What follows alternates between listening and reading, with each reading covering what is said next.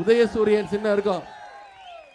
அந்த உதயசூரியன் சின்னத்தில் நீங்க வாக்களிச்சு இந்த முறை கோவில்பட்டியில மிகப்பெரிய வாக்கு வித்தியாசத்துல ஜெயிக்க வைக்கணும். செய்வீங்களா?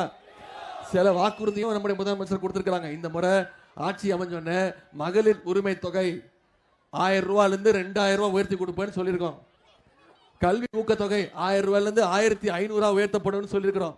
முதலமைச்சர் காலை உணவு திட்டம் 5ஆம் வகுப்பிலிருந்து 8ஆம் வகுப்பு வரைக்கும் கொடுப்போம்னு சொல்லியிருக்கிறோம். அடுத்த 5 வருஷத்துல 10 லட்சம் கலைஞர் கனவு இல்லம் கட்டப்பட்டு யார் யாருக்கெல்லாம் வீடு இல்லையோ அவங்களுக்கெல்லாம் வீடு கட்டி கொடுக்கப்படும் சொல்லியிருக்கிறோம். வாக்குறுதி கொடுத்திருக்கிறோம். அடுத்த 5 வருஷம் 35 லட்சம் கல்லூரி மாணவிகளுக்கு இலவச லேப்டாப் திட்டம் கொடுப்போம்னு நம்முடைய முதலமைச்சர் வாக்குறுதி கொடுத்திருக்கிறார். இது எல்லாத்தை விட முக்கியமான வாக்குறுதி உங்களுக்கு தெரியும். ஆட்சி அமைஞ்சோன்னு நம்முடைய முதலமைச்சர் அவர்கள் அனைத்து மகளிருக்கும் 8000 ரூபாய் முதலமைச்சர் கொடுத்துருவாங்க.